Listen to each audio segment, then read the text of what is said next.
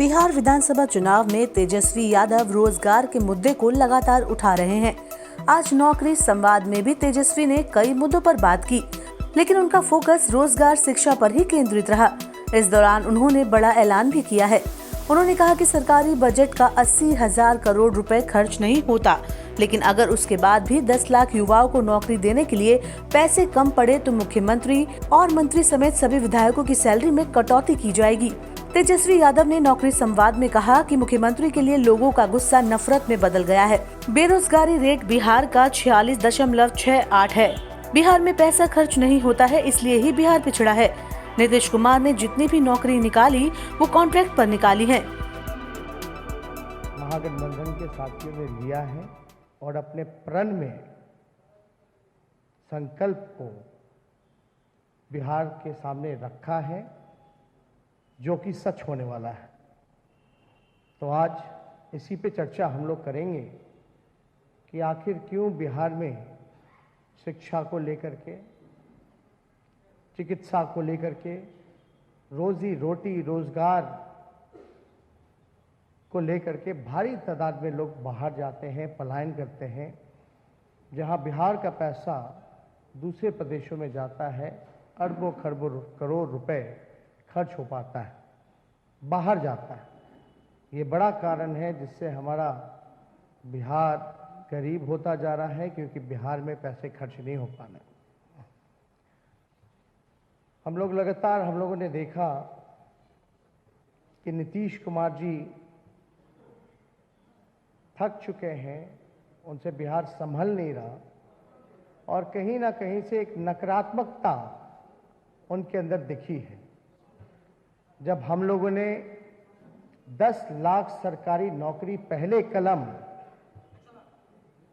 और पहले मंत्रिमंडल में देने का संकल्प रखा बिहार के सामने, तो कहीं ना कहीं से बड़ी नकारात्मकता भरी टिप्पणियां नीतीश कुमार जी ने की।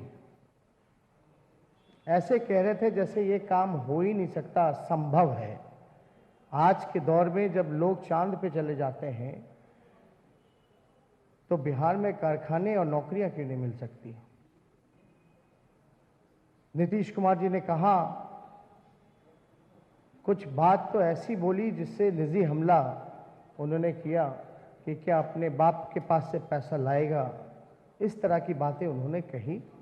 हालांकि बड़े हैं, कुछ भी कह सकते हैं, वो गाली दे या कुछ भी कोसे, उनका सब कुछ जो है हमारे को आशीर्वाद के रूप में लगता है। जब लैंडलॉक स्टेट की बात उन्होंने की थी तो उन्होंने कहा था कि बिहार में उद्योग नहीं लग सकते, कारखाने नहीं लग सकते, नौकरियां नहीं दी जा सकती। हमने कहा था तब तो पंजाब और हरियाणा, राजस्थान भी लैंडलॉक स्टेट है, तो वहां कारखाने क्यों लगे हैं। बिहार के लोग पंजाब हरियाणा जाकर के रोजी रोटी क्यों कमाते हैं, उन फैक्ट्रियों कारखानों में क्यों काम करते हैं।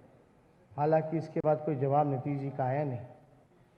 और ये बार बार वो कहते हैं नीतीश कुमार जी कि हमने जो है 6 लाख लोगों को रोजगार दिया 15 सालों में। ध्यान से सुनिएगा, ये महत्वपूर्ण बात है। वो बार बार कहते हैं कि हमने 6 लाख नौकरियां दी, लेकिन नीतीश कुमार जी ने ये कभी नहीं बोला कि सारे कॉन्ट्रैक्ट पे नौकरियां थी, पक्की नौकरियां नहीं थी। वो जितने भी थे संविदा पे बहाली निकालते हैं, संविदाएं पे। ये क्यों नहीं बोलते कि भाई हमने पक्की नौकरियां दी। और जब हम कह रहे हैं 10 लाख नौकरियां हम देंगे, तो उनको शक होता है कि पैसा कहां से लाएगा। तो हमने पहले भी बताया था, पैसा बिहार का कुल बजट 2,11,13,000 करोड़ रुपए का है, जो कि 40% खर्च नहीं कर पाते, जो कि 80,000 करोड़ होता है। एक 80,000 करोड़ अलग है जो बिहार सरकार खर्च नहीं कर पाती। दूसरा, राइट फॉर एजुकेशन, जो सेंट्रल से जो फंड मिलता है लगभग 24 से 25,000 करोड़, वो ये पैसा जो है लौटा देते हैं। लेकिन मैं सुशील कुमार मोदी जी को, नीतीश जी को ये कहना चाहता हूं कि हमारे पास पैसा है, लेकिन इच्छा शक्ति होनी चाहिए, जो कि आप दोनों के पास नहीं है। और आप दोनों से बिहार संभल नहीं रहा, क्योंकि आप लोग थक चुके हैं। अगर फिर भी नीतीश जी को, सुशील मोदी जी को लगता है, तो अगर हमारी सरकार बनेगी तो मुख्यमंत्री, मंत्री या विधायकों का सैलरी भी अगर लेना पड़े, तो हम लोग जो है उस सैलरी को हम लोग लेकर के नौकरी करने वाले जितने हमारे लोग हैं उनको देने का काम करेंगे। और मुख्यमंत्री, मंत्री, विधायकों को सैलरी नहीं मिलेगी। अगर फिर भी संदेह है तो